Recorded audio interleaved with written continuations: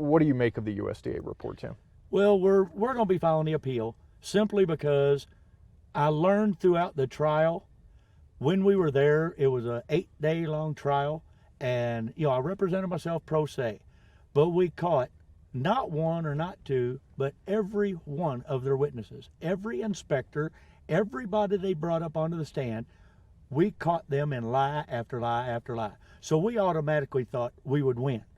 But now we found out that none of that stuff matters. They're government employees. Evidently, they're allowed to sit up on the stand and lie out their ass and everything else, because the judge only made his decision based on their lies on my inspection reports, which I caught them in lie after lie after lie on. It didn't matter. Somehow, just because they were government inspectors or whatever, since they wrote it down, that's the truth, that's the law. No, I will make sure the truth comes out. I will not stop until it's done, and all that kind of stuff. So what happens now? Are you open or are you closed? We're open. I mean, we're allowed. I mean, we've talked to everybody. We still have every right to continue on. We are not ordered to cease and desist now. It's ordered to cease and desist after the 35 days, unless there's an appeal made, and which means I would be able to continue on and do what I do. So, and that's where we're headed. That report, though, is full of, they say, 120 reported violations. Are they factual? Are they not factual? I mean, what are we to read into that report there? It's 183 pages long and full of info. Yep. And I agree. It is horrific. It sounds horrific, but it wasn't. Was there problems here? I've had all kinds of different disgruntled employees, disgruntled volunteers that I have booted off my property for numerous reasons. Either they were alcoholics, drug addicts, or just worthless employees. They're disgruntled. PETA says it will not stop until all of your animals are removed from your property here in Charlestown. Yep. What's your response? Bring it on, PETA. Bring it on. Nobody's confiscating my animals, not as long as I'm breathing, because I haven't done nothing wrong. I am not perfect. Was there complications? There was some. A lot of it had to do with piss poor employees. You rely on your employees to do their job, and then you find out they're not. And then they want to blame it and say, look at this dirty cage. Well, really? Whose job was it to clean that dirty cage? That's why I was paying them. That's why I was handing them a paycheck. But they didn't do their job. Then they want to turn it around and make it look like it's bad on me. All the inspection reports and everything, like I said, there's absolutely no way anybody could pass an inspection with USDA. No way. When is the last time USDA has been allowed to inspect out here? The last time they were here was March of 2017, and that's because of the litigation. They weren't allowed out here after they started their lawsuit with me. Regardless of, you dispute some of their findings as it relates to the treatment of wildlife, but they also allege that you have created such a hostile environment out here for them that they can't do their jobs. What's your response? You damn right. But the thing about it is, the other thing I proved in court, I didn't provoke it. I didn't start it.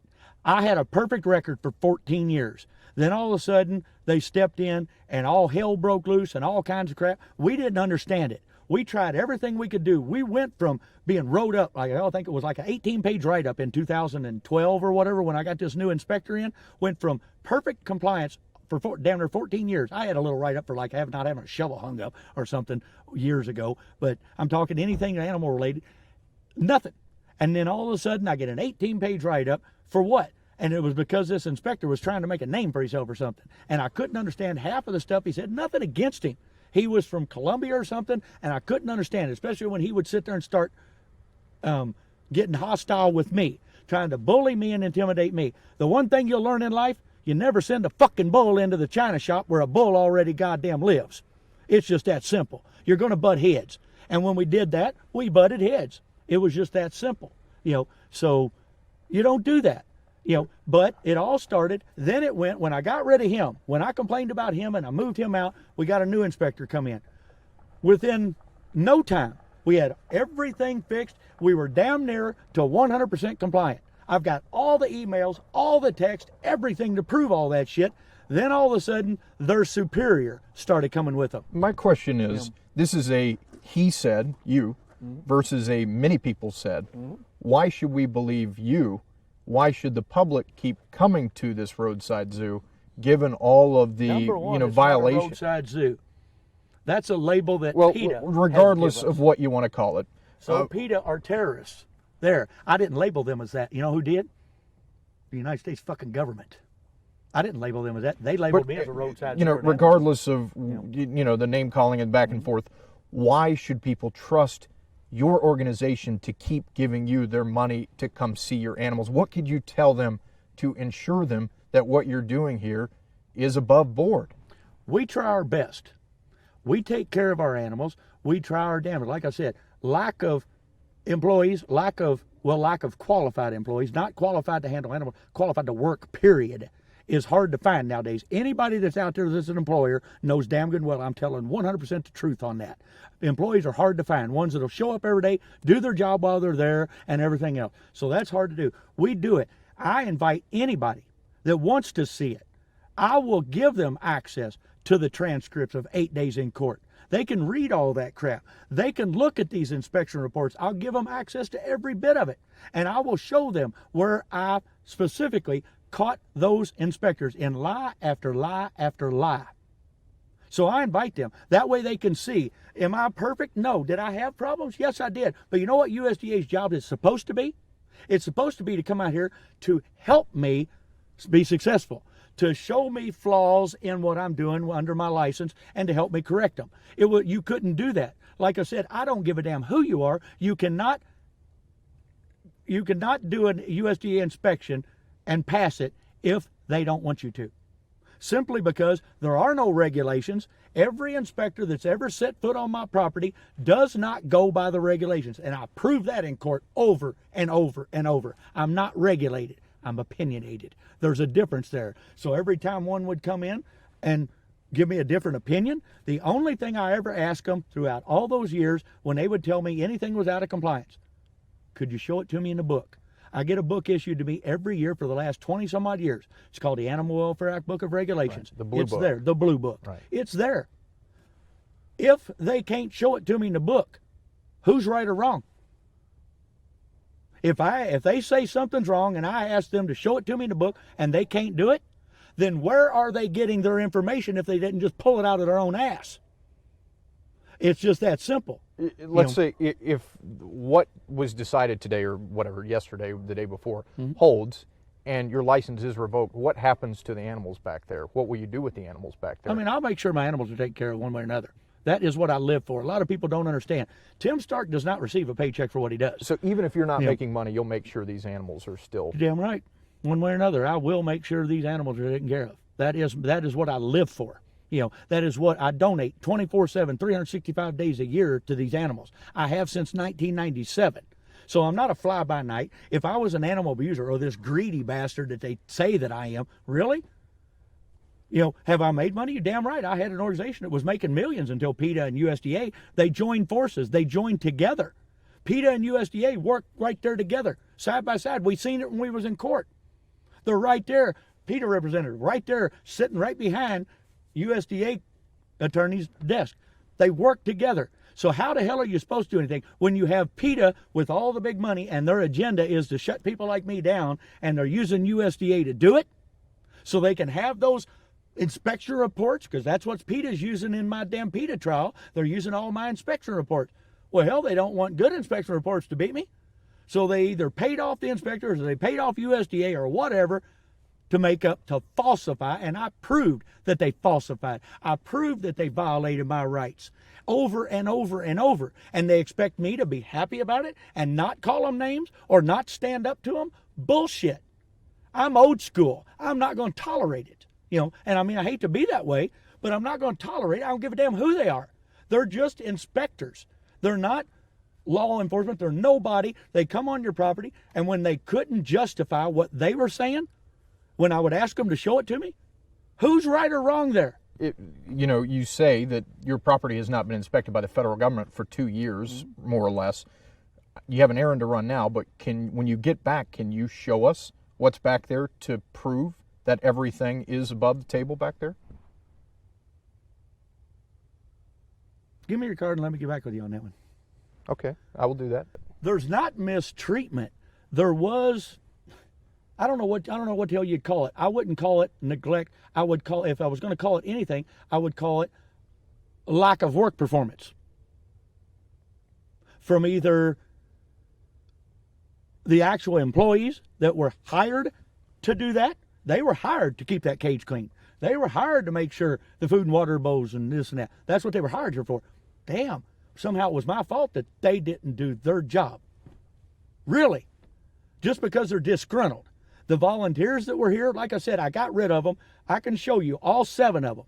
I've got text and emails. If you actually wanted to really do a story, just like if you take all 7 of them informants, let me show you what I've got on them. Let me show you why they're no longer here. Let me show you where the fuckers call me and beg me or text me and beg me to get their job back or to let them come back and volunteer again.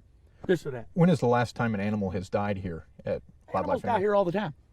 When you have Well, give me a specific. When is the last time an animal died here? Hell, I don't know offhand. I mean, hell, we keep records of everything. But I mean, shit happens. I mean, there's sometimes where you walk out there and an animal's dead. No explanation. I'm not talking natural causes. When is the last time an animal died here under questionable circumstances? Something you couldn't diagnose or have any idea of why the animal died? I had a pig die. It was just that simple. Was that recently? Oh, hell, it's been 2 or 3 months ago. But I mean, it died. And it wasn't expensive as a Red River hog. I thought she was pregnant. And when they told me that day, her name was Priscilla, said she won't come out of the box. I was like, good, hell, she's having babies. Run down there. Instead, she's laying there, one leg twitching, totally unresponsive. And the day before that, and I've got witnesses, I've got my staff that'll say, hell, they were down there playing with her, running around, everything else. Absolutely no idea on what happened. When is the last time a big cat died here at Wildlife in Need? A leopard, a lion, liger, or tiger? Or mountain lion? I can't remember, to be honest with you. I can't remember which one would have been the last one. I would say it probably would have been when I first left to go to Oklahoma last year. I had a tiger die. And that would have been back in, I guess, like late February. And, shit happens. Everything dies. Everything that lives and breathes dies. That cat happened to be, hell, I guess she was 16, 17 years old, something like that. That's their lifetime. Can you look at your animals, though, and say they live happy lives out here? You damn right I can. Anybody that knows me, anybody that's ever seen me, and if my board of directors agrees to let you on the property, you will see that. You will see if I'm this animal neglector, animal abuser, all this bullshit that they portray me to be, if that's the case, then when I walk by them cages, every animal would do what? They would run, hide, cower. They wouldn't want nothing to do with somebody that's going to beat the shit out of them.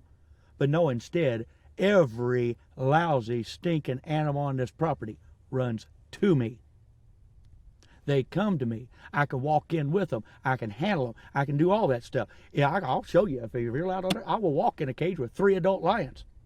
If I was an animal abuser, I don't think they would let me back out of that cage.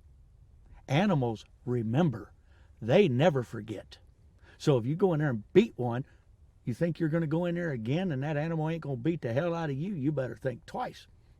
So if I'm this animal abuser, I wouldn't be here doing this interview right now. It's just that simple. So I can show people where I do what I do. I'm damn good at what I do. All this crap they say that some of these ex-employees and volunteers said that, they never seen any animals released or they never seen this or that because I do rehab. Well, number one, ain't none of their business. Number two, I've got videos of releasing a bunch of damn animals just in the last couple of years, and it's like, really? Why are you so rough around the edges? I know USDA talked about that the way you come off is harassing to their inspectors, and we've seen some of it here today. Why are you like that? I have an attitude. I have been programmed to have an attitude. 6, 7 years ago, I didn't have this attitude. Didn't have it. Have I always cussed? Oh, you damn right I have. Fuck's my favorite word. So, I mean, it's just that simple. But my attitude, like I said, I didn't provoke it. Even when the inspectors would come here, I would try to get along with them. I would be nice and courteous to them until the first fucking time they would say, this is out of compliance. And I would ask them, can you show it to me in the book? And I tried to explain to them, show it to me in the book so later on tonight when we're done, I can go up there and sit my ass in my recliner and I can read it. And literally, we will be on the same page the next time you come. Not one fucking time, not once did they ever show me anything in the book. All they would do is sit there and say, well, it would fall under such a well, it would. No, I don't want to hear that. You're telling me, how do you know it's against regulation if you can't show me the regulation? You're here writing me a ticket, writing me a violation, whatever the hell you want to call it, and everything. They're just writing it up. And like I said, read the transcripts. I proved over and over and over that they lied in court. They went against their own regulations. They broke the law.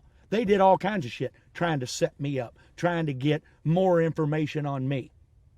Not everything on those inspection reports are false. Hell, like I said, you can't pass an inspection if they don't want you to. They're going to come and nitpick you. Hell, they'll just anything and everything. They can write you up for whatever the hell they want to write you up for. I'm sorry, I hit on this again, but are we to believe the 183 pages in black and white in explicit detail are lies by the federal government? Read the 183 pages in that bullshit decision, and then read I don't even know how many pages the transcripts are. Read those. But what's in the 183 pages? Is that nothing but lies from the federal government? Not all of it, no. Like I said, I'm not perfect. There are some of it that's legit. So you have messed up. I told the judge at the very beginning of this court case, because my attorney withdrew 3 weeks before my USDA trial. I chose to represent myself pro se. There was an emergency phone conference between me and USDA's attorneys, wanting to know if I still wanted to continue or if I was ready to reschedule. And I said, no. And the judge is like, what do you mean? And he's like, do you have new counsel? I said, yeah, me. This was supposed to have happened a year ago. I'm ready to get this crap done and over with. That's how confident I was. And like I said, then when we got to court, the judge told me then that, well, that's not very wise. These are serious charges, blah, blah, blah, blah. And I told the judge, Your Honor, I am perfectly fine with that. But what I'm saying is, if what is in the 183 pages, if some of that is true, why should your license not be revoked? Because I haven't done anything that deserves to have my license revoked. They are supposed to be here to assist me to comply. If you're not letting them in for an inspection, why shouldn't your license be revoked at that point? I've never denied them an inspection. Never. They say that I did. I denied allowing guns on my property when they show up with armed guards and everything, and I was like, no, the guns aren't coming on my property. So if they were to come out here tomorrow, you would let them inspect your property? Damn right I would. I have nothing to hide. I never have. And that's what I've been telling people for years. I have nothing to hide. I'm not expecting to pass an inspection. I'm not, if they were to come on here, I'm not going to pass an inspection just because they're not going to let me pass an inspection. Like I said, there are no set standards. There are no nothing. I got wrote up for years for my big cat enclosure supposedly not being big enough because they come out with these new regulations. But yet, I kept asking, where are these new specifications? Where are these new blueprints? How do I know how to go out here and do anything? I caught the main inspector, Dr. Kirsten. I got him on video, and where we were sitting there arguing about it. And I told him, and he said, well, they were mailed out. And I said, Dr. Kirsten, I'm telling you, I never got them. I don't even know where to go find them. I don't know. And the way I explained it to that dumb bastard was that it would be like me hiring a contractor and telling that contractor, hey, you got 6 months to build me my dream home. And at the end of that 6 months, it better be 100% perfect, or you're not going to get paid, and you're going to lose your license. You'll never be able to work in this industry again. Oh, yeah, and by the way, you don't get no blueprints. You just better know what I'm thinking. That report alleges that you're so hostile that Indiana DNR won't even come out here. Well, wonder why. Now look up the history in that. Why won't Indiana DNR come out here? You know why? Have you ever researched that? I stomped a mud hole in their ass and fucking walked it dry back in 2008 when I represented myself up against the state of Indiana. So this is all just a conspiracy against Tim Stark, is what you're saying. More or less. I mean, they have personal vendettas and everything else, and that's why, do you know that I have a federal lawsuit against the state of Indiana right now? I have a federal lawsuit that I filed against the state of Indiana. And, I won't even go into detail on that crap, but I mean, it's ridiculous, because they think they're always right. Like I said, I bend the rules, twist the laws, this or that. You have to in anything you do. Everybody does. If you as much as went 56 mile an hour in a 55 mile an hour zone on the way out here, guess what you did? You broke the fucking law. It's that simple. Should there be repercussions for your actions? Yes, there should. What would be a more fitting punishment for Tim Stark based on the violations that you admit you've racked up over the years? I mean, hell, if I would have thought that Well, like I told the judge when he did that emergency phone conference hearing, and I flat out told him when I told him I was representing myself pro se, and he told me that's risky, it's serious charges, blah, blah, blah. I told him, I said, Your Honor, I'm going to show up to court with the only thing I need, and it's called the truth. I have nothing to hide from anybody. I'm going to be there. The only thing I ask is, Your Honor, if you see anything or you feel that there's anything that I should be punished for, please feel free to do that. But you didn't answer my question. How should you be punished? You know, I mean, I was expecting, maybe even a $15,000-$20,000 fine, if that. Because the animal shit is all bullshit. Just like me euthanizing an animal or whatever, I am required to do that. That's what they don't understand. Under other licenses that I have and all that kind of stuff, I am required to euthanize an animal as quickly and humanely as possible, no matter what means it takes. So should I get punished for that? For doing my job? For doing what? If they're my animals, it's not, what did they want me to do? Let that animal lay there and suffer? I'll call my vet. He might answer his call today. He might not. He might get back with me tomorrow. And then he might schedule it for the next day. So now I've got an animal laying there for a day, 2 days, 3 days, or whatever, suffering. What's more humane? Euthanize it the way I did, or going through the bullshit that they expect you to go through? And it's ridiculous. I've been doing this shit for 30 some odd years. I've been dealing with animals all my life. I know when is the time to call the shot, when it's the line. I know. I hate that more than anything. I hate it, but I do it. I do what needs to be done. Why? Because I'm an animal lover, I'm an animal caretaker, and I do whatever the animal needs at the time. It's just that simple. Now, should I be punished for some of the stuff? Yeah, go ahead and punish me. If there's anything in there that's that volatile, but the main thing that I got fucking nailed for on that thing was because of my big cat enclosures. But even though they never gave me my specifications or anything, I didn't know how, and I kept arguing with him. Then I got Dr. Kirsten standing in court after he sat there and got him on video saying that they mailed it out. Then he said he told the judge, we give it to him. You know what? He didn't lie. They did give it to me. 2.5 fucking years later, after I've been wrote up a dozen fucking times. Really? But the judge didn't care. The judge just looked at it like, well, they were out of regulation, so he gets fined for it. Really? When I'm sitting there saying, how the hell are you supposed to do it? How about if you're going to be a news reporter? I'm going to take your fucking mic away from you. Good luck. Now how are you going to do it? You're fucked. It's just that simple. But yet, that 183 pages, like I said, the judge didn't care. We learned that those government officials are allowed to stand there in court and lie out their ass and read the transcripts. I've got it. I've got all the proof. Which of the allegations were lies? That's what I'm trying to establish here. There's so damn many of them over the years. I know we can't go through all of them, but what were the main ones? The main one was the damn big cat enclosures not being up to the new standards. That was the one that they kept doing these big bold letters. Repeat, repeat, repeat. Those are the ones you get nailed for more than anything, are the repeats. The other little violations of just... Are the big cat enclosures good now? They're all good. They always have been. They always have been up to USDA standards. Always have been. When we look from the fence over there, what should we look for? Not on your property, but from the fence. What should we look for to verify that? Well, you're on my property right now. So. Oh, is this okay? Well, you know what I mean. When we go that's closer, why I told them to get the hell out. Okay. But if you look over there, a big cat enclosure is supposed to be, from the way I understand it, well, if I remember the specs right, 16 foot tall or 12 foot with 3 foot turn in, and this and that, or have a roof on it. And I can see that there's now a new framing around it. That's the improvement that you made? No, those cages were always like that. I don't remember them being that tall when I was Those cages were built that way from day one.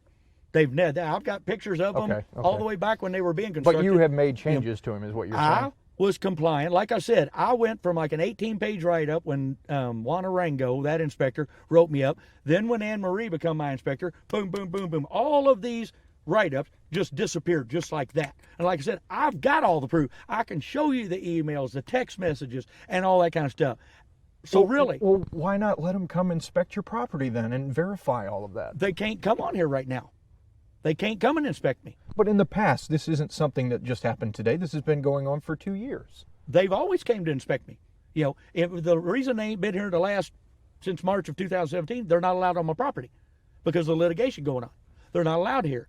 I don't have nothing to hide. If they were to show up today, am I going to pass inspection? Hell no, I'm not. they've got a vendetta against me. So they're going to come on here and they're going to nitpick every damn little thing they can find just so they can write me up. It's just that simple. It's no different than if you pissed a cop off, he's going to be sitting out here on the fucking road watching and waiting on you to watch every little move you make. Do you have veterinarians on staff here now? I've never had one on staff. Not Well, required that to. was one of the No, the I'm not required to have one on staff.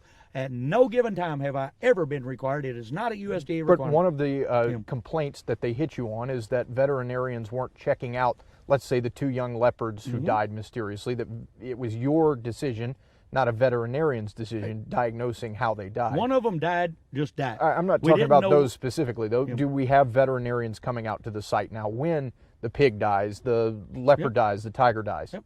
I just had my vet here 3 weeks ago. I had a lemur get injured by the other lemur it was housed with, and I immediately called a vet. And, I've always done that.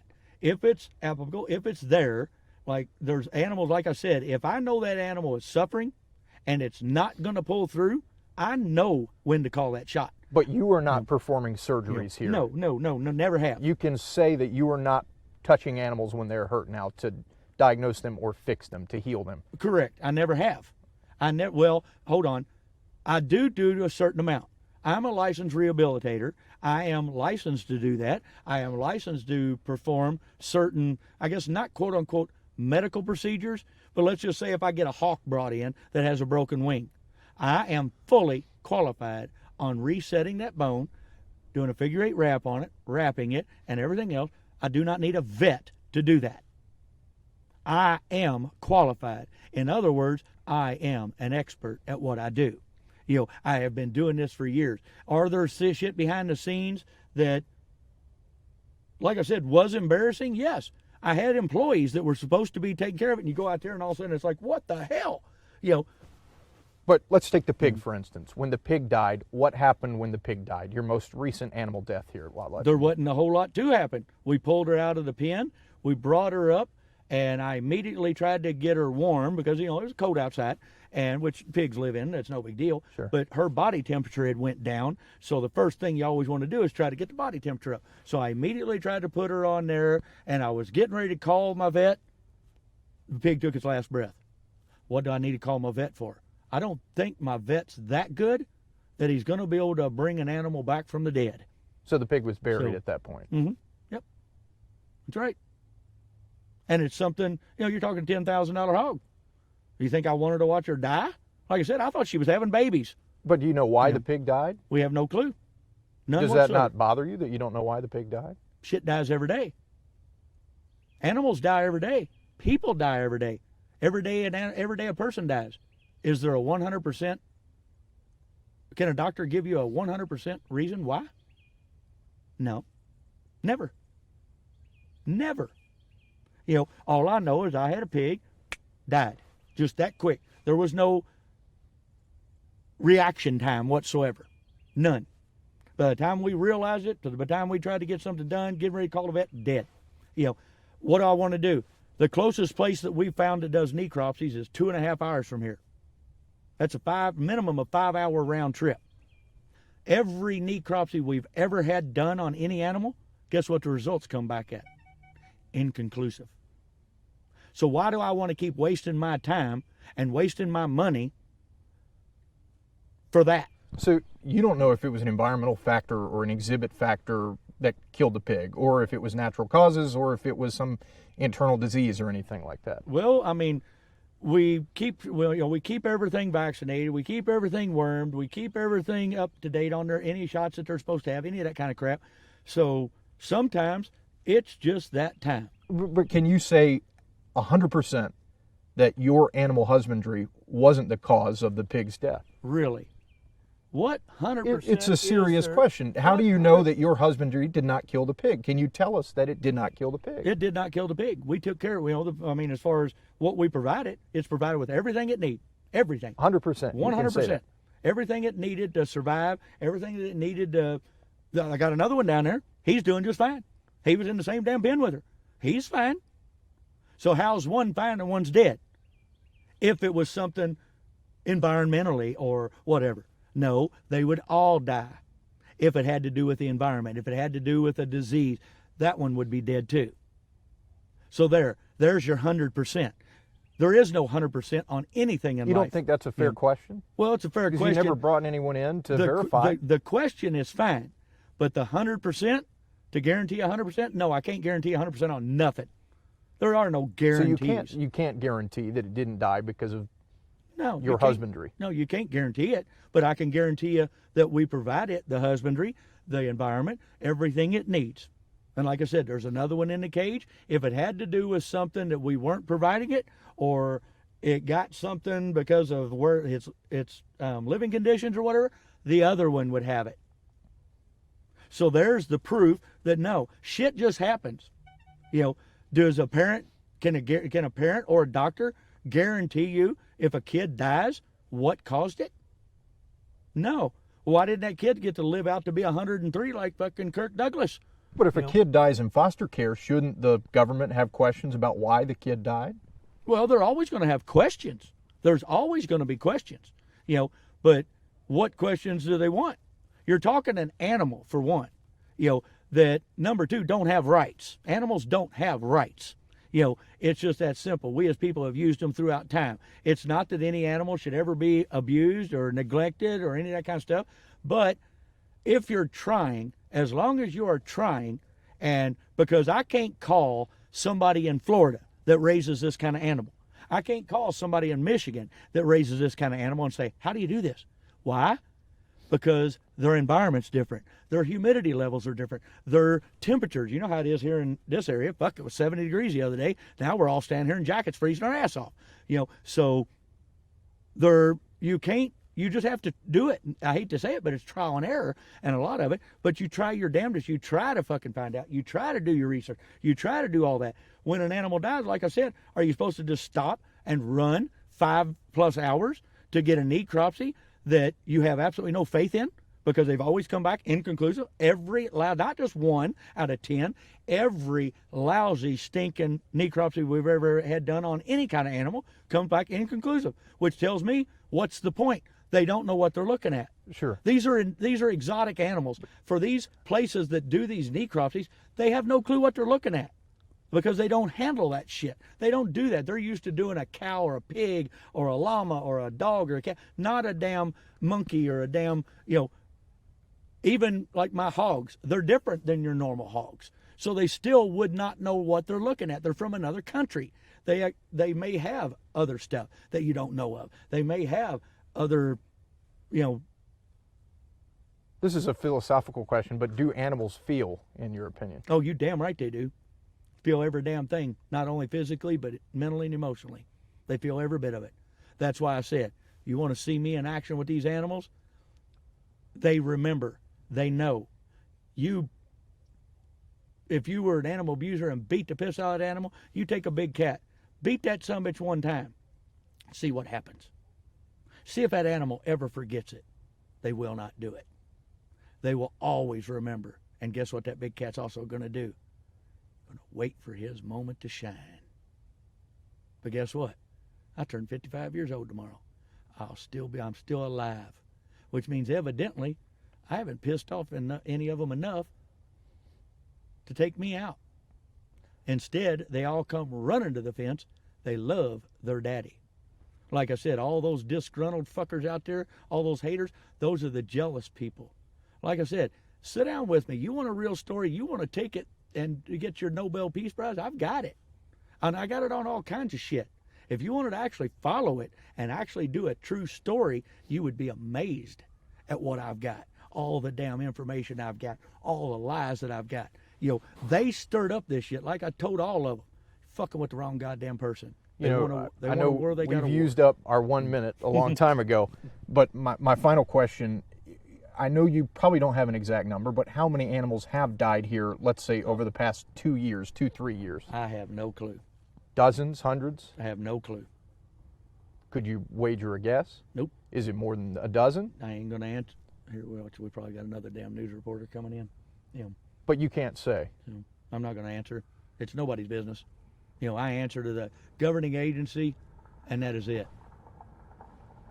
Not sure who that is. Who the hell is that? Well, we appreciate it, Tim.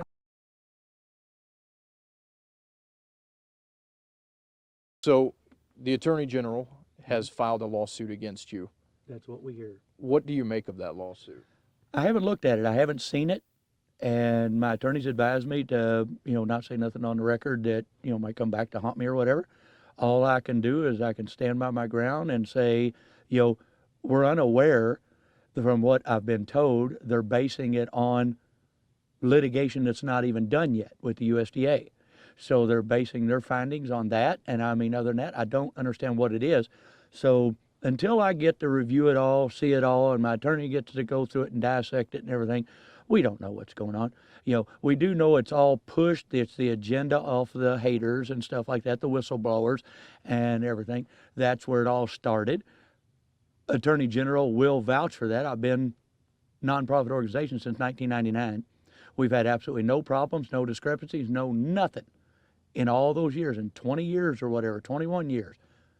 But now that there was complaints filed because of some disgruntled employees or former staff or whatever, or volunteers, now I guess they all got to listen to them. Even though I will prove, like I said earlier, the truth will prevail. I will not stop until it does. So I really don't have no comments on this. It's just more hoops I get to jump through, I guess. I'm not scared of it. Only guilty people are scared. I'm not scared of it. I know who I am and what I stand for. I stand for the animals. That's all I've ever stood for. I donate all my time, 24/7, 365 days a year, and I've done that since 1997. So if that makes me a bad guy, a horrific guy, then so be it. But how many other people are that committed and that dedicated to anything? The Attorney General says you are not following your mission statement. You are not rehabbing injured wildlife. You're not releasing wildlife, that you have strayed from the original purpose of Wildlife in Need, and now you're running a for-profit petting zoo, basically. What's your response? 100% false. We still provide, it's not so much, if I remember right, our mission statement states that we provide a safe harbor for exotic animals and that we do rehab for indigenous, injured, and orphan animals and all that kind of stuff. We still provide a safe harbor for the animals and the exotic animals and everything. Now it's all regulated and governed by the United States Department of Agriculture, and that, like I said, that litigation's still ongoing. There's nothing set in stone on it. It's just a judge's decision. So for them to base their information off litigation that's not done yet, that's an injustice. That's not fair. Just, that's their accusations, more or less. At this point, even though it was a judge's decision, it's still nothing more than, in simple terms, in layman's terms, accusations. I have the right to appeal. I have the right to be heard, and that's what I'll do. So I mean, that's all we can do is push it. As far as us being out of our mission statement, I rehab. Now, yes, 2019 was a slow year, not because we weren't taking animals in. I, as the license holder, wasn't here for the majority of 2019. I was gone on a business trip that I was gone for quite a while. For most of 2019, I was gone. So we didn't take in the normal amount of animals. I don't take in rehab like I used to do 15 years ago. No, I do not, because I've upgraded. We've got more animals to maintain and take care of on a regular basis. So it's not, hell, I hate turning animals down that are in need. I hate it. But you can only do so much. You can only do so much with what you have. So I'm still doing the rehab of the, raptors and all that kind of stuff, the hawks, the owls, the eagles, falcons, and all that kind of stuff, and the vultures. But as far as animal-wise, yes, I slowed down a lot. We were trying to regroup before all this litigation crap came on us. We were trying to regroup, trying to restructure. I was building new buildings to specifically perform rehab in and all that kind of stuff. Now we've had to step back and refocus on trying to fight all this legal mumbo jumbo that is just time consuming as hell. So it's not my fault that they get to, that I don't take in as many animals as I used to. Like I said, I used to never pass one up. Now I have no choice because you don't have, the proper amount of people to do that and take care of the exotic animals that we have here. We bring in the exotic animals, whether they be rehomed or they're purchased or whatever. We use them for the nonprofit to educate people. That's what they're for. So that's what they're brought here for. We take care of them. They're here to educate people, entertain people. We educate through entertainment. That we want people to get up close and personal with them. It's not that we're money hungry. It's awful funny. How can a man that's donated 24/7, 365 days a year for 23 years now? You take a salary. None. Absolutely not a single penny. No salary whatsoever. Look back through all the records. You will never see a single penny that has been for Tim Stark on his paycheck, for him to do anything. Not a single penny. So what was announced today could ruin you financially and as an institution here in Charlestown. Will you fight it? How will you fight it? Not sure how we'll fight it. You're damn right I will fight it. How? We don't know, because you never know. I mean, the government, for a better term, is so corrupt, and it's so hard to understand the laws. You can't talk to anybody and get specific answers. You can't talk to a judge, you can't talk to lawyers, you can't talk to. So if they don't know the law, how in the hell am I supposed to know the law? I didn't go to school for it. You know what I've done? I've dedicated my entire life to animals. That's what I've done. That's what I know best. I am an expert at what I do. What can you tell us to convince us that you still love the animals back behind that gate? Anybody that truly knows me knows that. They see me. Anybody that comes here, any guest. I mean, yeah, you're always going to have unhappy customers, this or that. And what's that? A total of less than 1%? Hell, I'll take that any day of the week. That means I'm still 99% A++. Pat on the back, thank you very much. Now they're trying to switch their, the whistleblowers' complaints. Now they're saying the only thing that I abused and neglected and all that kind of stuff are the smaller animals, because they can't hurt me and kill me. All the big animals that you see me go in with and everything else, I wouldn't abuse them because they could kill me later. Really? No. That's not how it works. I have animals out here. I can, once I do get it to where, I'll walk you through. I have nothing to hide. Right now, it's not a matter of, would I walk you through it right now? Yeah. If I had time, yes, I would. I have nothing to hide. Now, are some of the cages, oh my God, they might have a turd laying in them. Or they might have, this or that. Nothing. Absolutely nothing is there back there that validates a single write-up. Now, I can't prevent illness. I can't prevent injury or any of that kind of stuff. You have animals together. You have this or that. We've always provided medical care for our animals. Always. My vet is a damn good friend of mine. And who's your vet? And that's all in the record. What's his name? What's the name of your vet? Dr. Rick Pelfrey. And now, with the PETA lawsuit, he is no longer allowed to be my big cat vet. But all these other animals, I just had him here 3 weeks ago fixing an animal that got injured, by one of the other cage mate that's been with for 4 years. And for some reason decided no longer liked her, I guess. So, but I mean, it's all, I have the utmost respect for Doc Pelfrey, and not only do I have the utmost respect for him, he has the utmost respect for me. We have a working relationship. Do people take their kids to the doctor every time they fall down and scuff their knee or get a sniffly nose or whatever? No. Why am I required to take every animal and rush it to the vet and spend thousands and thousands and thousands of dollars on something that I have been trained to do myself? For whatever reason, we have not been able to go behind the gate to see the conditions recently. We are no experts anyway.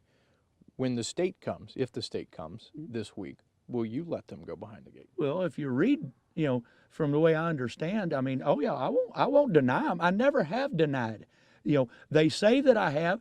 I argued with USDA inspectors about coming onto my property because of the way they were wanting to come onto my property with weapons and all that kind of stuff. I have every right to stop anybody unless they have a search warrant. Unless they have a search warrant, court order, and that kind of stuff, I have every right to stop anybody from bringing a weapon onto my Just like property. they have a right Yep. to pull your license at that point. You know, too, right? well, they don't have a right to pull my license. I did not interfere with their inspection. I interfered with having weapons brought onto my property. That is my right. I can show you the video. When they questioned me, are you refusing inspection? I sat there and stated to them numerous times, at least 4, 5, 6 times, no, I'm not refusing inspection. I'm only refusing the right to not allow weapons on my property. So, we talked about this on the phone, but I want to get it on the record in this fashion as well. When the state inspectors come here this week or whenever, will they find 120 more violations of the Animal Welfare Act back there? They will find absolutely nothing legitimate to write any kind of violation for at all. Now, like I said, my God, they might find some turds in a cage. Like I guess you're supposed to sit there and have your hands underneath the animal as it's waiting to go to the bathroom so you can automatically grab it and take off running and do something with it. No, that's not how the stuff's done. So will they find a few little minor odds and ends like that? Yes. Are they going to find anything of any significance whatsoever? Absolutely not. But there are no more nails sticking out of cages. Even then, do you have a nail sticking out of your house? Is there maybe a screw protruding out of a door casing on your house? Or maybe, something that's there? Really? And if they bring it to my attention, guess what's happened every lousy time? They've always brought something to my attention like that. Resolved. That quick. What about animals being euthanized in what they would consider inhumane ways? Will they find any more of that? Absolutely not. Although I'm required by a lot of my licenses to do that. I may not be required to do it under my USDA license, but how can you hold one government license telling you to do it, another government license telling you not to do it, when they base their thing of euthanasia according to the American Veterinary Medical Association? But you can make us the guarantee that you've moved on from the baseball bat. You're now using a firearm, if I understand. And that's correct. And I don't even remember the last time I used a firearm. Hell, it's been years. But you try to do it as quickly and humanely as possible. That is my responsibility as a responsible animal owner. So if you're not using a firearm in years, what have you used? Because I know you have euthanasias. I've had my vets do it, where they do their lethal injection, or whatever, and, do it that way. We haven't had really anything that we've had to euthanize. Now I still do my rehab animals, and I'm required to do certain things. You have Stuff. a license to touch the raptors and Got it all. What is that? Excuse my ignorance, but what is that called that you have? That Federal Migratory Bird Rehabilitation License. And you have that. I've had it for 20 some odd years. That's what people don't understand. I am fully licensed and everything for everything I do. Just because you have opinions on what I do and how I do it, I haven't violated the laws. Like I said, the 120 in 20 years, that's 5 lousy violations a year. Now, yeah, most of them have come from 2012, but they kept bringing them on. They could have terminated my license then if I was actually a bad guy. They knew I wasn't, so they continued to come here to more or less falsify federal documents, which are my inspection reports, to show write-ups. They were making stuff up. I proved that in the court of law. I proved that. I proved that they were making it up, that they weren't legit, over and over and over. But yet nobody cares to hear that side of it. They think Tim Stark's blaming everybody. No, Tim Stark takes full responsibility for all of his actions. I come across as a harsh monster, and all my volunteers, all my staff and everybody tell me I'm wrong for that. Do I not have a right to be mad as hell and pissed off because you have these people, these haters that are attacking you, or even the government that is attacking you because they sleep with the enemy, they sleep with PETA, they are in bed with my enemies? Figuratively or literally here? When you Probably a lot of both, knowing them. Probably a lot of both. Can you give us a number? How many animals are on the property at this very moment? No, I have no clue on a number. You know, Truly, you don't know how many animals. no, I do not. You know, as far as a number wise goes, no, I do not. You know, And I've transferred some animals out back, I guess back in like August when I first got back here from Oklahoma when I was on my business adventure. When I got back, I transferred some animals out and gave animals away and everything to transfer them out because I was wanting to downsize. I wanted to downsize so we could regroup and reevaluate everything, restructure new pens, new enclosures, everything that I'm required to do. That's what our goal was to do. Now, like I said, just because these whistleblowers and haters come out and they want to file all these complaints with the city police, the county police, the state attorney general, you know, anybody they think that they can get attention from, they filed it. And then what's pathetic in this country nowadays is all these agencies think, oh my God, we got to jump and run. Why? Because you have government employees that are bored to death, I guess, that have nothing better to do. It adds excitement to their day. Instead of sitting behind a desk staring at a computer, they get to go and explore stuff. Oh, hell, they get to come here and they get to see big animals. They get to tour it for free.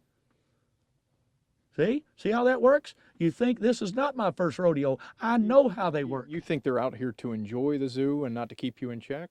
Well, I mean, when they come for an inspection, they don't, you know, the USDA, but the USDA went about their job totally wrong. Their job is not to come here and destroy you. Their job is supposedly to come here to assist you to be successful. And if they, like I said, if they said something was out of compliance, all I ever ask, show it to me in the book. I want to circle back and talk about transfers. How many animals have been transferred since last week, since the USDA report? None.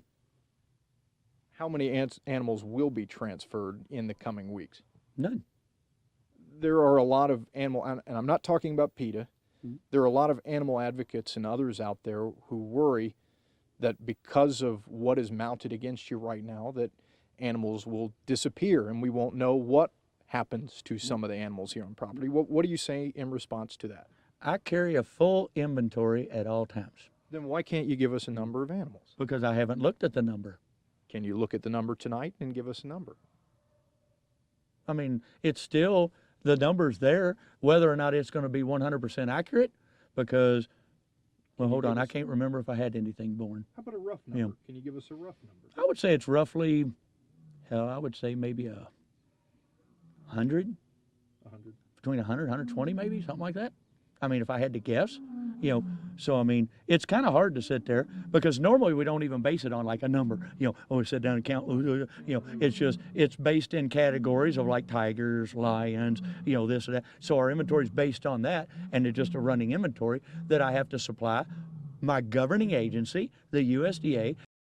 I always have, I've always kept it. They've got it, you know. Now, is their inventory exactly what my inventory is? No, your inventory changes every day.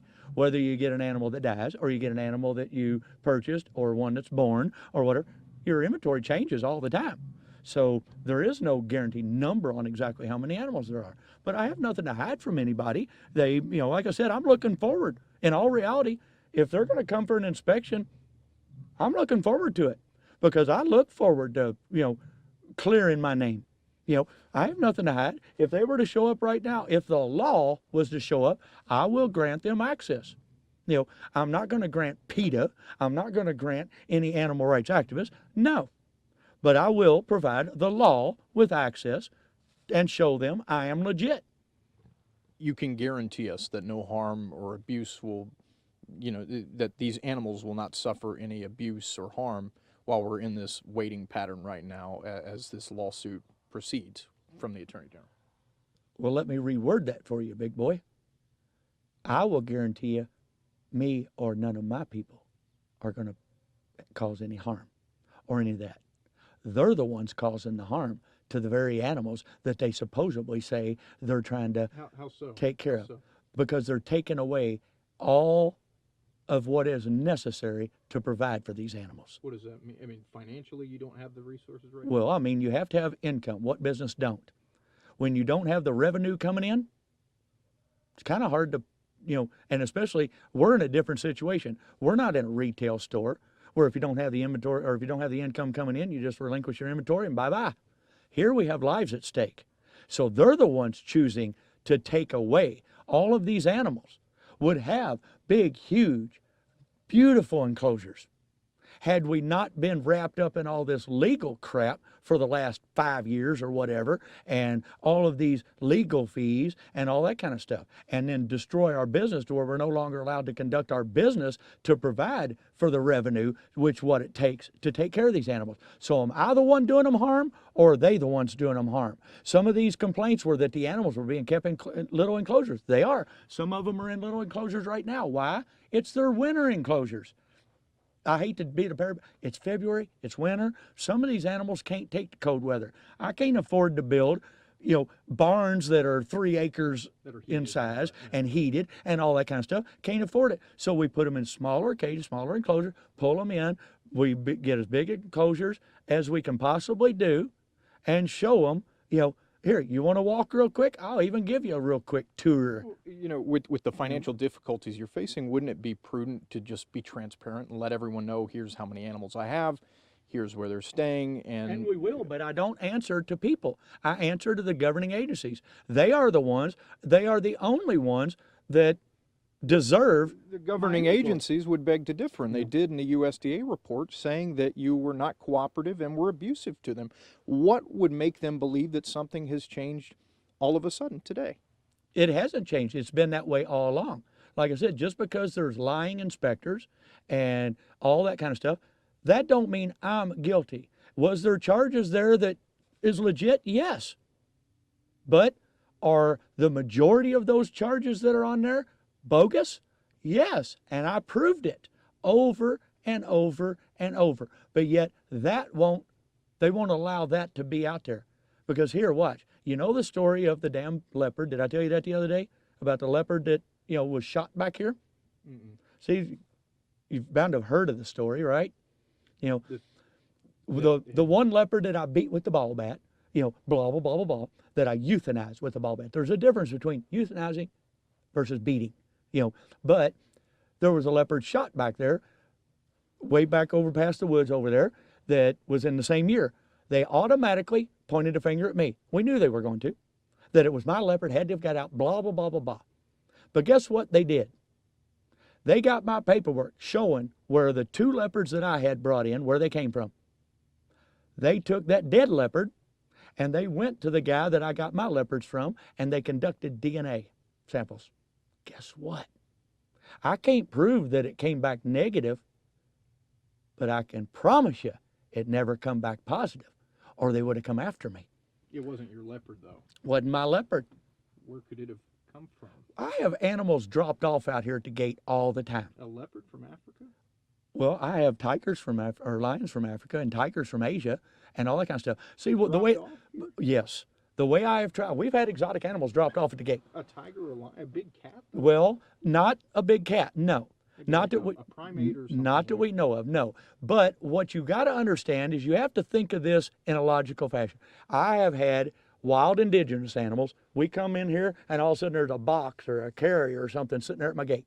Sure. Get out and there's a raccoon, a possum, or fox, or an exotic animal in there. Not saying the word, where it came from, anything. I'm in the business of taking care of animals. Right. So we take them, we put them in. Now, those very same people, the reason a lot of times somebody is going to come and drop off an exotic animal like that is because chances are they had that exotic animal illegally. A lot of people think with what I do and with all my licenses and all that kind of stuff that I work for the state or whatever, for the law enforcement or whatever, however you want to call it. So they're scared to come up here and knock on my door and say, hey, I got this animal. We've had it. It's been illegal, but can you help us? Because they think I'm going to turn them in. So that leopard, hard telling. I don't know if it was somebody that just had one illegally and brought it out here and was scared to confront me because they didn't want to get in trouble and possibly turned it loose, hoping that that we would see it, catch it, or it would walk over here, mingling up with the rest of the big cats. Who knows? But all I do know is it wasn't my leopard, and it was proven they just won't set the record straight. Why? Or the other one that wasn't euthanized with the ball bat, what happened to it? That's how I realized what was wrong with the one I euthanized. Is when they were brought in, we didn't know what was wrong with them. They were mean as hell, mad as hell. They were only 4 months old. And I was like, these things should be, I don't care if they are mother raised, you should be able to handle them. It might take 2 or 3 weeks, but they should break. They were the meanest damn cats I ever seen in my life. And you never got to see them. They stayed in their den, in their box. The only time you got to see them was when you went to open the door. They would charge out full force, screaming and hollering and slam the cage. Just that quick, boom, right back in. And you say that's how one of them ran into the... Well, what happened was the first one, we didn't understand why they were so damn mean. And we was like, what the hell? We weren't able to evaluate them and look at them and go, there's something wrong. It never dawned on me that there was medical issues until I walked out there one day and one of them's laying there on the ground dead. And I stepped in the enclosure, reached down, and when I picked it up, its legs just shattered in my hands. The bones just shattered. Metabolic bone disease. It's called metabolic bone disease. I have been doing this for years. I know what metabolic bone disease is. I've seen it. I know how to deal with it. I know how to cope with it. I don't need a vet or anybody else diagnosing it or treating it. I know how. I've done it before. So I immediately started, which actually I informed my vet way back then, but they didn't really know what to do. And I said, what about calcium gluconate, calcium carbonate, blah, blah, blah, blah. I said, that's what we always use. Yeah, I'll do that, do that. So that's what we did. Well, about 2 weeks later, I went to step into the enclosure, and I just happened to have a ball bat there because I have a bad back and I use it for a cane or whatever. And I just had it there. And all I did was use it to lean on. I had it down on the ground and I reached over to grab the bow, and the leopard come charging out of its den, and it literally just ran right into the ball bat. And it fell over, and I could see that its side of its head was all mutilated from where it hit the ball bat. It's laying there having seizures. That's when I took it upon myself to do the humane thing and put that animal out of its misery. I thought, because what ran through my head, number one, like I said, I am required to do that. Number two, well, do I want to wait and call my vet, and then he might show up? He might just stop everything he's doing automatically and rush over here. Still going to take him roughly an hour to do it. Or he might wait and not even call me back till later on that afternoon or this evening or the next day. Am I supposed to just allow that animal to lay there and suffer? I know where the line is when it comes to an animal that is salvageable or not. I've been doing this for 30 plus years. So I know I hate euthanizing any animal for any reason. That's the last thing I ever want to do. But the way they've portrayed me over the years, they portray me like I got up that morning and I went on a search to find my ball bat so I could go out and beat the hell out of an animal. And that is so far from the truth. I did what a responsible owner of animals is supposed to do, and that is look out for the best interest of the animal. I want to give you another crack at this. Last week you told me that animals do not have rights. Right. Do you still believe that? Well, what I mean by that is animals don't have rights. Have you ever had one talk to you and tell you, hey, this is what I demand, this is blah, blah, blah? No. So that's what I mean by that. Animals have the right to be treated humanely and all that kind of stuff, but they don't have their own rights. Are you going to tell me that, throughout history, back when we were swinging billy clubs and wearing damn garments as cavemen, that it was wrong to take an animal and kill it so we could eat it, or to put clothing on our back, or any of that kind of stuff? Really? Why? Just because vegans tell us it's wrong? It's happened throughout the entire history of mankind. So do the animals have the rights? No, they don't have a say-so. Like I said, I'm all for, the proper treatment of the animals, and, but they blow it so far out of proportion that these vegans think that, one chicken's supposed to have an acre of ground to run on or whatever. I'm just using neither that. here nor there. That's right. But they use that as a standing, they need to have this. No, they don't. My animals are in plenty big enough cages. I'm well above and beyond AZA requirements, let alone USDA or anybody else. I'm well above and beyond AZA requirements. So it's all a confusing mess, but they portray me as a monster when all I've ever done is look out for the best interests of animals. Has there ever been a moment here at Wildlife in Need? Has there ever been a moment here at Wildlife in Need where an animal wasn't treated humanely, in your opinion? Treated humanely? No. I mean, we try our damnedest. Like I said, there's sometimes where you see an animal and you may think, oh, it's a minor injury or a minor thing. Sometimes you may not be able to see down in it. And even if you took that animal, just say two animals get in a fight and one of them bites the other one. Well, you don't really know how severe that wound is.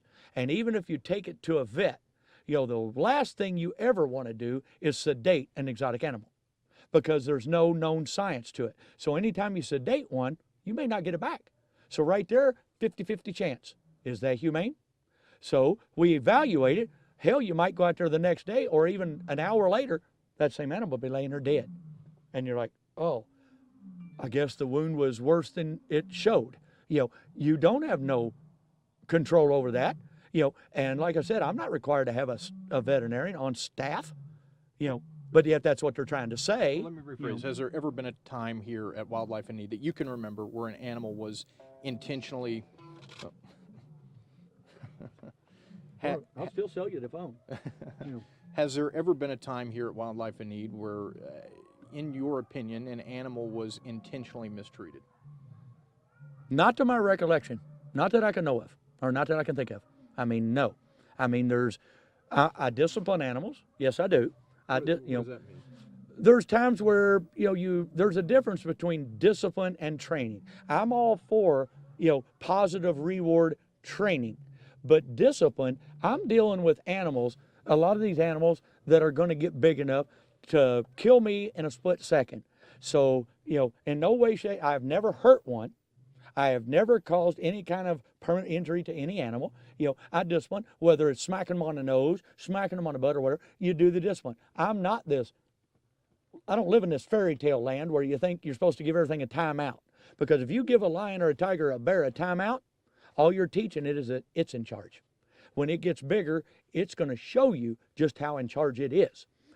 So how do you think I've stayed alive all these years? Because I teach the animals what they need to learn in order to survive in captivity. Now, there's a lot of people who say, well, they shouldn't be in captivity. That's their opinion. If it's not for people like me, a lot of these animals would end up going extinct. Perfect example of that, peregrine falcon. I'm a licensed falconer. I'm a licensed federal United States migratory bird rehabilitator. I've been doing falconry.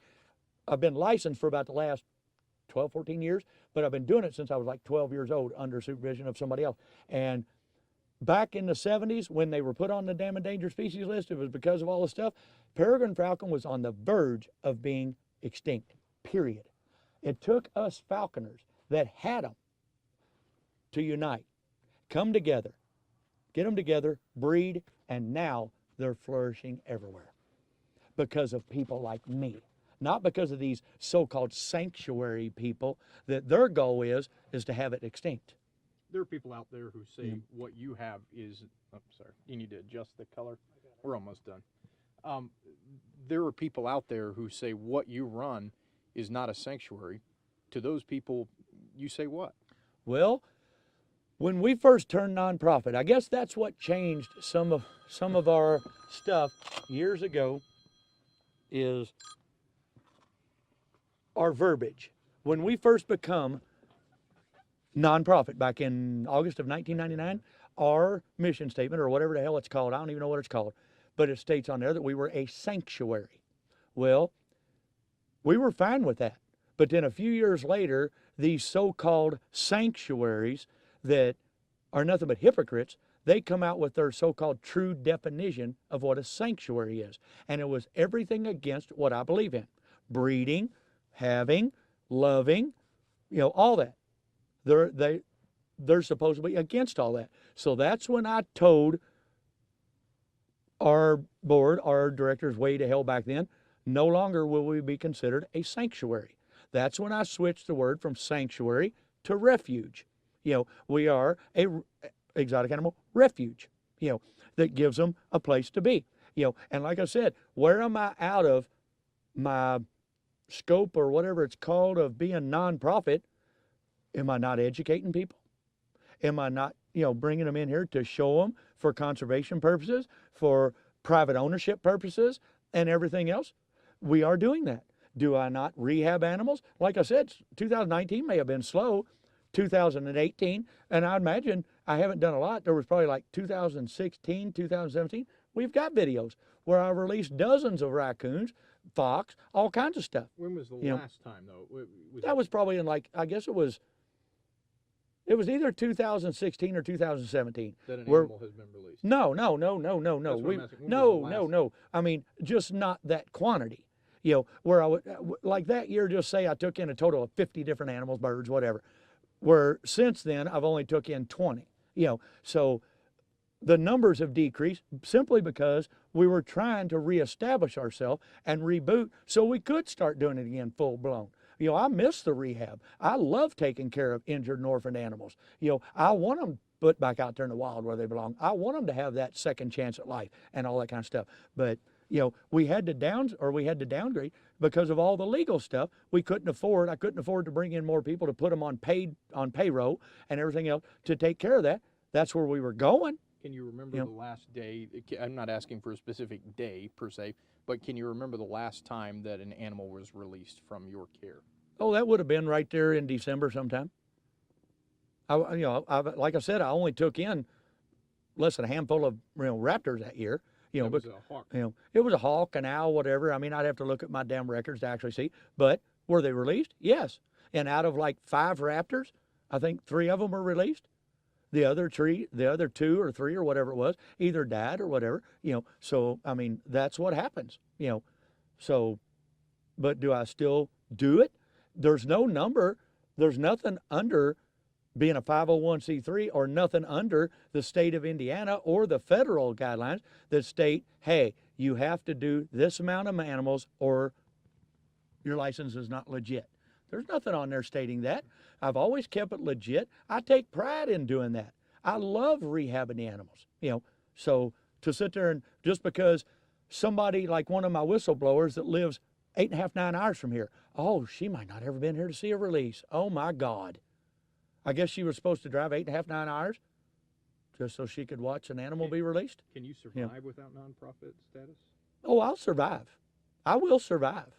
If I have to, we will survive. I'm not giving in. Like I said, I'm not an easy to get along with guy. I understand that. I understand that my tone comes across wrong.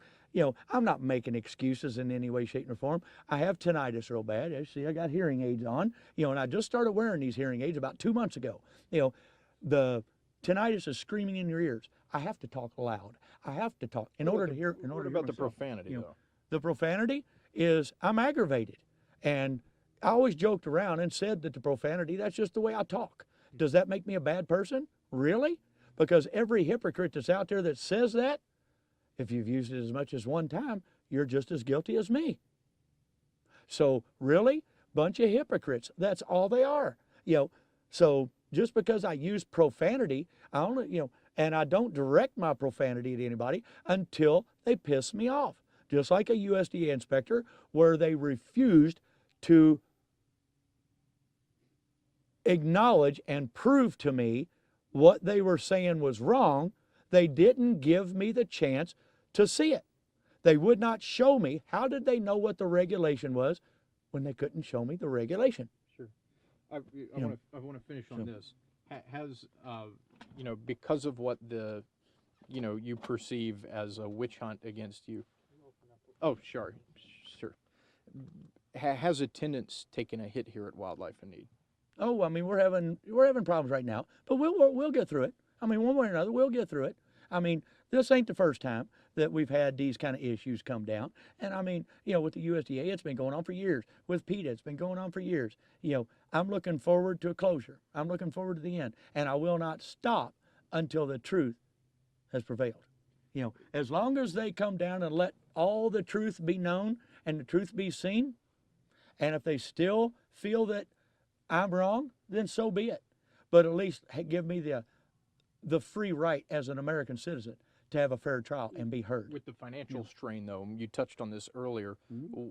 How are you weathering that storm now? What is the impact of the lack of revenue flow right now? Well, really don't know because it's all new. I mean, we're just now getting hit, just mainly, you're just here recently in the last couple of weeks or whatever. I mean, we've been hit in the last, year or so, but I mean, we keep it afloat. I'll keep it afloat. Is it the feed you you know. worry about, or just Well, I mean, you got the food, the medical care, all that stuff. Everything you do costs money, whether it's materials to build new cage, this or that. Springs were not too far around the corner. We were looking forward to building a bunch of new closures. We've got some of them in the process of being built, and now it's because we don't know where our financial situation's headed. We have to slow down, put stuff on halt. So what's that do? That it's not that it harms them, but it puts them in jeopardy of not being able to be provided. It's not that we don't want to or ain't capable of it. It's they are taking that ability away. So if I was to walk up to any parent and walk up and snatch the food out of their cabinet and say, there, you're just going to have to figure out how to feed your kid now. How are they going to act? Oh, and you don't get no funding either. You don't get your paycheck this week. You don't get nothing. You just got to figure out now how to provide for that kid. That's the predicament they're putting us in. I will make sure my animals are taken care of. That's what I live for. That's what I've always lived for. So I will make sure they are provided for. So. Finally, there are many out there in the public right now who are looking at you with a lot of skepticism and what you've said with a lot of skepticism. Why should they believe you? I am true.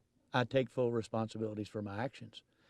And I've always said, am I 100% innocent? No. But am I guilty to these charges to where it validates having my license revoked or the Attorney General filing lawsuits against me or whatever the hell it's called that they're doing? I don't even know what it's called, or any of that stuff? No. So hang in there. Like I tell them, the truth will prevail, and I will show it.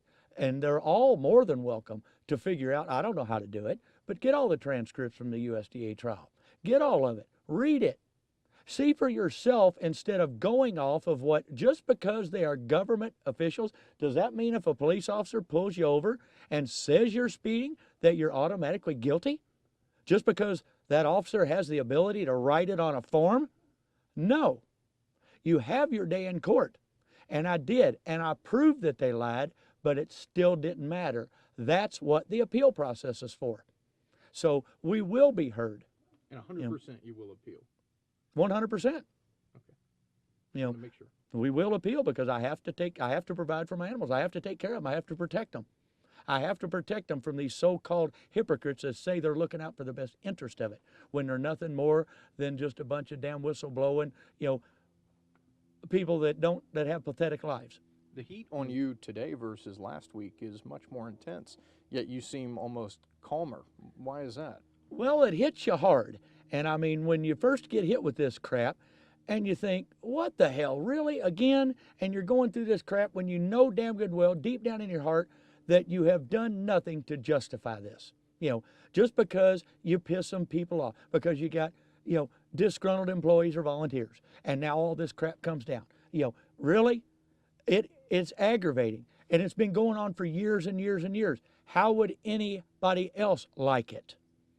Would they get upset, or are they just going to go, oh, well, okay, here you can have my family, here you can have all my possessions, you can take it all, please feel free. In here, I know who I am and what I am, and I know I'm not guilty of that crap. They can write it on paper however they want. It sounds horrific on paper. Wait until I show the walkthrough. Like I said, right now, I just don't have time. I'm in the middle of doing crap in my house, remodeling different stuff. I've got to get stuff done in there so I can move on and get out here and start making sure I am building new cages and all that kind of stuff for these animals.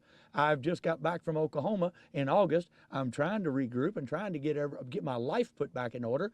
And now you get this stuff thrown at you. What am I supposed to do? Have a smile on my face? Now I'm calming down to where it's like, here, let's talk about it. Anybody has any questions or concerns, they ask questions that's none of their business. How many animals? How many? It's none of their business. Who's your vet on staff? I don't answer to them. I answer through the governing agency, yes, which is who wrote up my so-called charges. Give me my day in court. Get off my ass until then. Are the trips to Oklahoma related to transfers and acquisitions? Just real quick, I'm curious. Yes, there was some. I was I was thinking about moving out there and moving and build. We were in the process of building a new zoo out there, and things didn't work out between me and my business partner. So I turned around and chose to come back. That was the guy You who know. took over after Joe Exotic. That's right. Okay. I'm not a damn villain. I'm not a criminal. So you look at You know. them and say what when you see Joe Exotic? Joe's a friend of mine. But he You know. is in prison right now. So he still has his opportunity to appeal too. And just because he was quote unquote found guilty, people don't know the entire story. I do. I've got it. I've got zip files. He was accused. He was convicted of hiring a hitman. Mhm. Was he not? That's right. So wait and watch. Even in that case, is Joe innocent of everything? No. But, there's certain things. Did Joe deserve to maybe get a slap on the hand and be punished? Yeah. But did he deserve, I think he got 22 years or something like that? No. He done served well more than enough time for anything that he did. It's just that simple. Yeah, I'm sure you see the comments. People say, will this be a Zanesville situation here in Charlestown? Will this be a situation that makes national headlines? Well, it may be a situation that hits national headlines, but that's just, I guess, on where they want to take it. I cannot, nor will I allow animals to be confiscated from here. That's not what I'm about. I haven't done anything wrong. I will always stand up for my innocence on it. Like I said, I'm not innocent of all charges, but I do not deserve what is going on.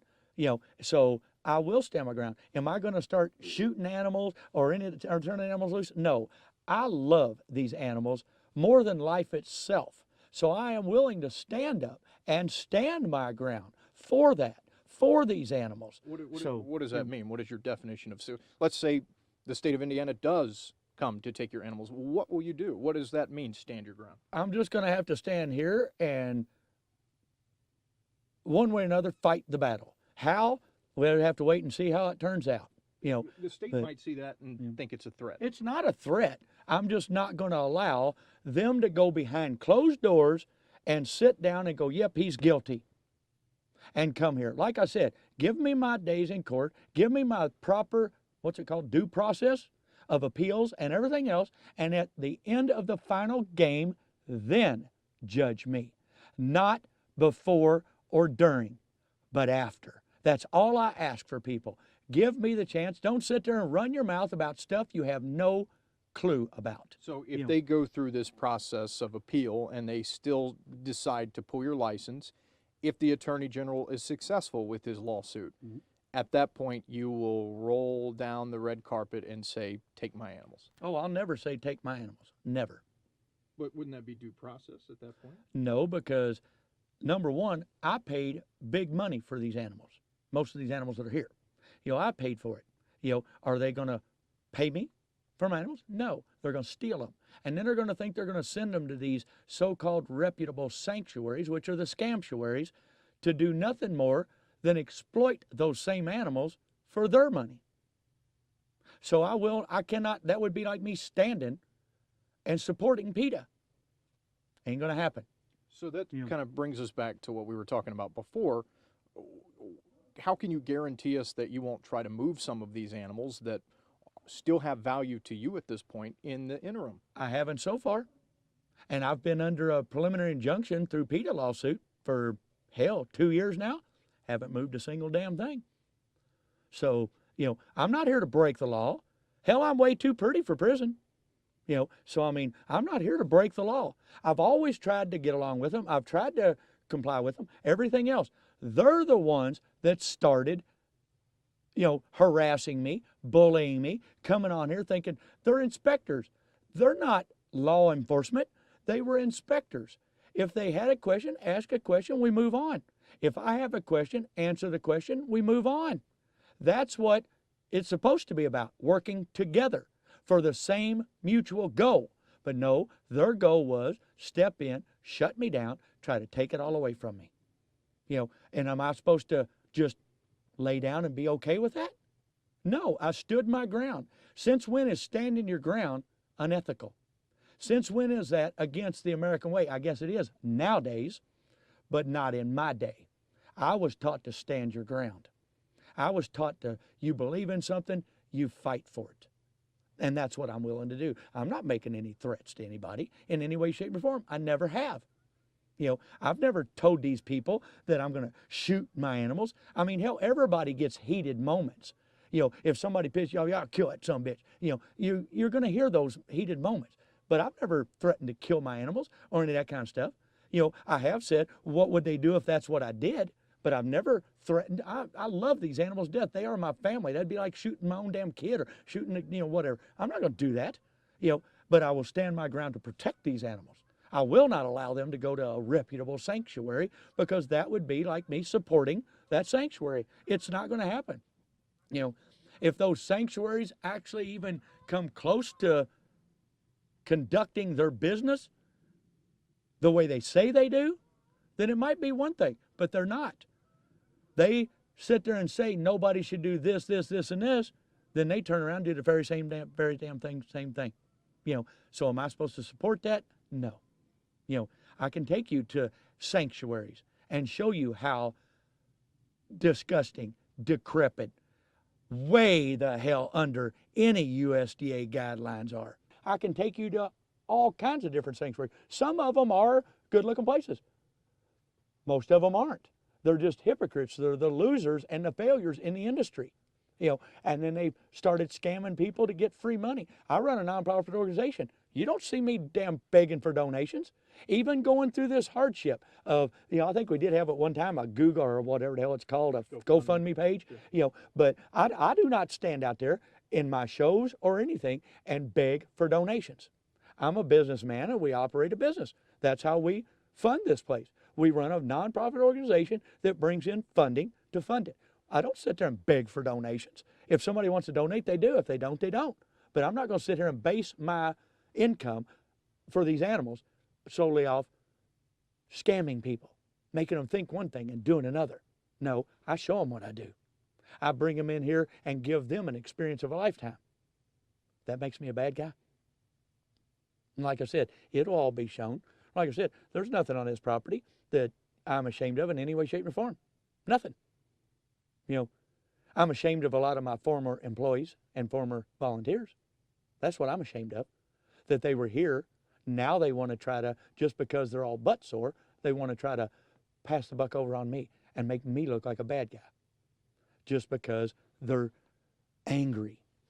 That gives somebody the right to try to destroy somebody else. That's why I come across as being so angry and mad. I'm fed up with it. I'm tired of it. What else am I supposed to be? Like I said, what other person wouldn't be mad? And like I said, I'm trying to calm down to where I can carry on reasonable conversation now without so much hatred and anger and all that kind of stuff. I'm one of the most giving people you'll ever meet in your life. I give hundreds of thousands of dollars worth of animals away every year. I don't sell them. I don't put a dollar figure on an animal's head. I could easily sell a bunch of animals every damn year.